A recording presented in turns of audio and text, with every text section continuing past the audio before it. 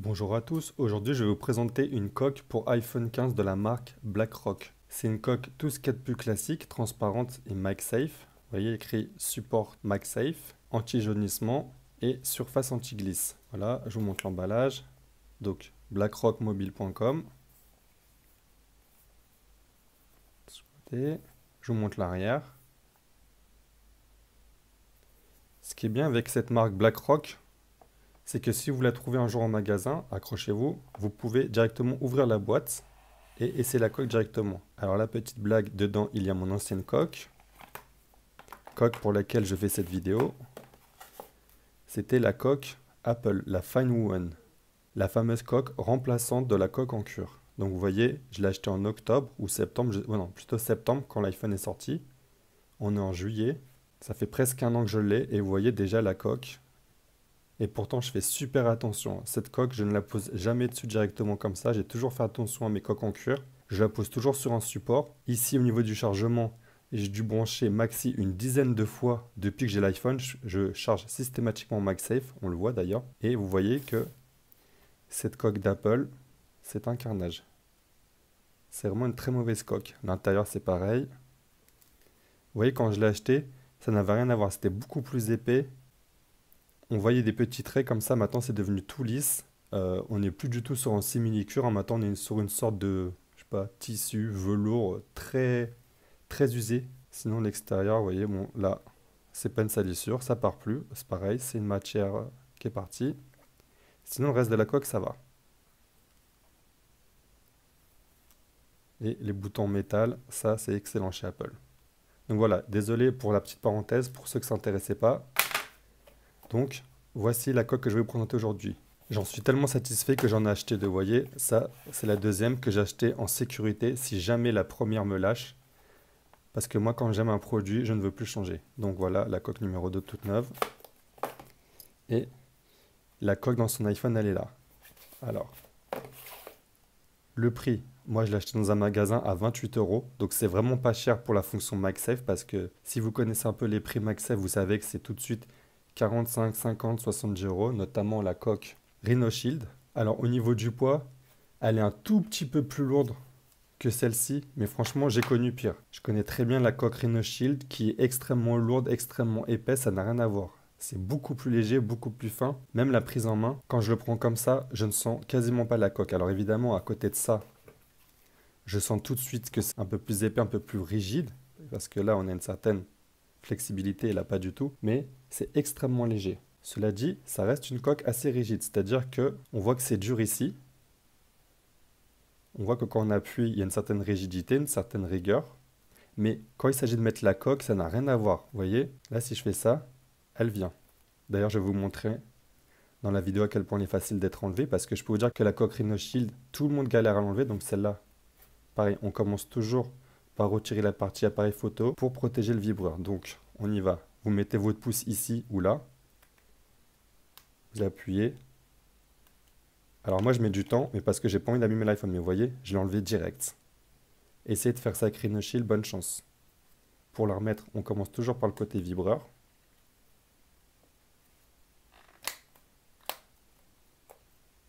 Vous voyez, je l'ai mis en 2 secondes. Donc une coque rigide mais assez souple quand même pour la retirer. C'est une coque qui est magnifique. Regardez le rendu de cet iPhone qui est bleu. En fait, il ressort blanc mais selon Apple, c'est bleu. Vous voyez, je vous montre, c'est une coque magnifique.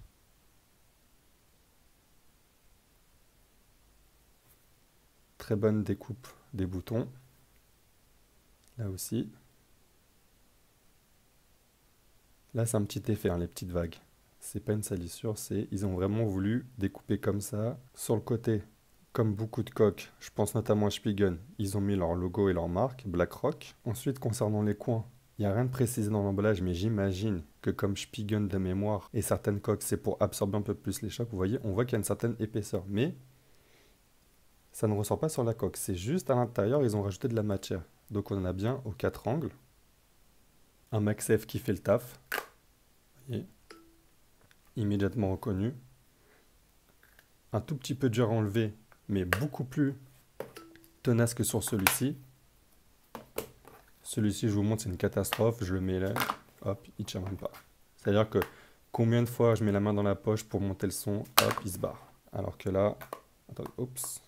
Alors que là, vous voyez, ça, je peux l'enlever, hein, je vais pas tricher, je peux l'enlever, mais vous voyez, il faut que je fasse un petit peu plus. Alors concernant l'anti-rayure, c'est trop tôt pour prononcer, mais j'ai l'impression que comme toutes les coques, maintenant c'est devenu un standard, elle est anti-rayure. Ensuite, anti-jaunissement, ça c'est spécifié par le constructeur. Vous voyez ici, anti-yellowing. Le grip, il est excellent. Mais pour moi, c'est vraiment la coque coup de cœur parce que je connais toutes les coques pour iPhone 15, je les ai toutes essayées. Je connais très bien la coque ESR, je connais très bien la coque Rhino Shield, je connais très bien la coque Spigen. D'ailleurs, cette chaîne toute récente, certains auront reconnu que je suis le propriétaire d'une autre chaîne très connue dans les coques. Donc, dédicace et big up à vous. Donc ceux qui m'ont reconnu, vous savez très bien que je connais très bien toutes les coques d'iPhone 15 et que j'ai une certaine popularité, notoriété dans les tests de coques. Au niveau des boutons antidérapants, pareil, comme la coque. Des boutons très très doux. Vous voyez, quand j'appuie, c'est très souple.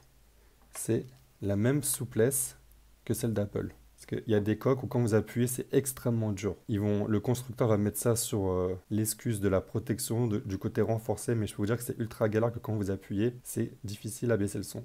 Le bouton du vibreur, il est excellent, vous voyez. Je peux mettre mon doigt comme ça. Le pouce, c'est pareil. Les contours USB, bah là, on a le même problème que chez Rhino Shield. Ils ont découpé pareil que de l'autre côté. Je ne sais pas si c'est pour le côté uniforme ou pas, mais je répète ce que je dis tout le temps, chez Apple, c'est respecté. Mais bon, encore heureux, c'est la moindre des choses. La découpe USB-C. Pour moi, c'est vraiment très important que cette découpe soit bien plus large que ce qu'il n'en faut. Je vous fais mon fameux test du câble USB externe. Vous voyez, il rentre parfaitement. Il y a même quelques millimètres de plus de chaque côté. Et alors maintenant, le test ultime pour moi, c'est pas compliqué. Si ce test ne marche pas, je ne prends pas la coque. C'est le fait que je puisse brancher dessus mon récepteur Boya. Vous voyez, je le mets dessus. Il rentre tout de suite. D'ailleurs, vous voyez, immédiatement, il clignote. Pourquoi il y a du Chatterton sur Boya? C'est parce que je ne suis pas payé pour Boya pour leur faire de la pub. Donc quand j'utilise ça dans la rue, Chatterton. Ceux qui connaissent pas Boya, je vous fais la vidéo rapide. C'est vous mettez ça au cul de votre iPhone, de votre iPad, de ce que vous voulez. Vous mettez ça autour de votre cou et hop, ça enregistre. Le son, il est excellent, ça marche instantanément, il n'y a pas à se prendre la tête. Vous l'allumez ici en appuyant 2 secondes, il s'allume. Vous appuyez une fois, il active la réduction de bruit. D'ailleurs, je vais vous faire la démonstration. Je le branche. Lui, il clignote. Là, il clignote en bleu, ça veut dire que lui, il est prêt, mais qu'il attend la réception. Dès que je vais l'allumer, hop, il passe au bleu. Bleu, ça veut dire que les deux communiquent ensemble. Vous voyez que maintenant, le récepteur est bleu fixe aussi. Donc bleu, ça veut dire que ça marche. Vous appuyez sur le bouton bleu sur le côté. Hop, ça passe au vert. Ça veut dire que le mode réduction du bruit est activé. Vous rappuyez, c'est mode standard. Vous appuyez 2 secondes pour l'éteindre. Hop. Moi, j'ai pris le pack par deux pour faire des interviews ou pour filmer 2 personnes en même temps ou pour filmer une personne et avoir mes commentaires en même temps. Donc voilà, c'est autour de 45-50 euros sur Amazon. Foncez, c'est excellent. Vous pouvez acheter les concurrents DJ Mic 1 ou 2 qui sont à 150 ou 350 euros. C'est certes peut-être un peu mieux, mais le Boya fait largement le travail. D'ailleurs, actuellement, là, ce n'est pas le son du Boya qui est pris, c'est le son de l'iPhone 13 mini avec le micro rajouté. Alors maintenant, on va parler de la protection du verre. Vous voyez, c'est vraiment très très léger. C'est très très fin. Vous voyez, je mets mon doigt pour faire ressortir. Il n'y a quasiment pas de surépaisseur. Et moi, j'adore. Concernant l'appareil photo, je répète, je n'ai pas de protection appareil photo Rhino Shield. Mes objectifs sont nus. Je fais confiance à Apple. De mémoire, c'est un verre en saphir. Je vous montre la protection des appareils photo. Donc, il y a quand même une épaisseur. On la voit. Mais c'est presque à fleur. C'est légèrement plus, mais pas beaucoup plus. Le test à chaque fois. Est-ce que cette coque est bancale? Bah oui, comme toutes les coques. Mais bon, c'est dû à l'appareil photo. Il n'y a pas de mystère, Ici c'est plat, là ça dépasse, donc c'est bancal. Mon avis sur cette coque, c'est pas compliqué, je les ai toutes testées, mais rapidement je suis revenu à celle d'Apple parce que celle d'Apple c'était la plus légère, la plus souple et il y avait les boutons métalliques. De octobre à juillet, je me suis tapé ça, et là récemment ce week-end j'ai découvert cette coque. Alors je me connais, je suis très sensible, je vois tout de suite quand une coque me plaît pas. Au bout de quelques heures, je peux déjà vous dire que cette coque me plaît ou me plaît pas. Avant, toutes les coques étaient refusées par mes choix. C'est-à-dire qu'à chaque fois, je disais, il y a ça qui va pas, trop lourde, trop épaisse, hop, je pète un câble. Celle-là, c'est celle que je tolérais le mieux. Celle-là, je l'ai laissée en magasin, j'ai tout de suite eu un coup de cœur. Ça fait 2 jours que je l'ai, j'ai rien à lui reprocher, hormis le tout petit surpoids qu'il y a en plus par rapport à celle-là. Sinon, RAS, elle est excellente. C'est vraiment la coque que je recommande à tout le monde. Je mettrai un lien dans la description. Alors, elle est vendue sur Amazon, mais régulièrement, elle est disponible, elle n'est pas disponible. En tout cas, sachez que la marque BlackRock est bien vendue sur Amazon. Donc, soit vous allez sur Amazon et vous espérez de la trouver sur Amazon, soit vous allez sur leur site, soit vous allez en magasin comme moi. Ensuite, au niveau protection, on voit ici, là, vous voyez cette partie? On voit qu'il y a quand même une sacrée épaisseur. Je vais essayer de trouver un autre angle. Là on le voit bien ici, là, vous voyez? Contre la partie blanche et le bois de mon meuble, on voit qu'il y a une petite épaisseur. Là, pour le coup, ils ont quand même une bonne épaisseur. C'est d'ailleurs ce qui fait que je la trouve un tout petit peu plus épaisse par rapport à celle-ci. Ou celle-ci, bah, je vous laisse voir l'épaisseur, hein, qui fait le job mais qui n'est pas non plus folle. Alors que là, ils ont quand même rajouté. Mais bon, c'est ce qui fait que quand cette coque va tomber, je pense que ça va mieux absorber les chocs que plutôt celle-ci. Vous voyez qui n'a pas spécialement de renfort, ni d'épaisseur en plus. Puis alors ici, franchement, je le sens vraiment pas la protection. Vous voyez, si j'appuie avec mon doigt, vous voyez comment ça se tord, alors que là, si vous appuyez, c'est vraiment très très difficile d'appuyer. On voit vraiment par rapport au contour de la découpe USB-C que c'est bien plus épais. Alors voilà, j'espère que ce test vous aura plu. Ceux qui m'ont reconnu ou ceux qui ont vu d'autres vidéos, j'espère avoir fait le job. Alors certes, j'ai passé un peu moins de temps dessus, la lumière est moins folle, mais sur cette chaîne secondaire, c'est la promesse que je me suis faite. J'arrête de viser l'excellence au niveau de la lumière, des objets qui traînent comme ça, là. Mais je vous fais plus de vidéos. J'essaie de faire au moins une vidéo tous les 2 jours. Mais normalement, j'arrive à faire une vidéo tous les jours. Donc voilà, je vous remonte la coque une dernière fois. Franchement, je la trouve magnifique. Cet angle.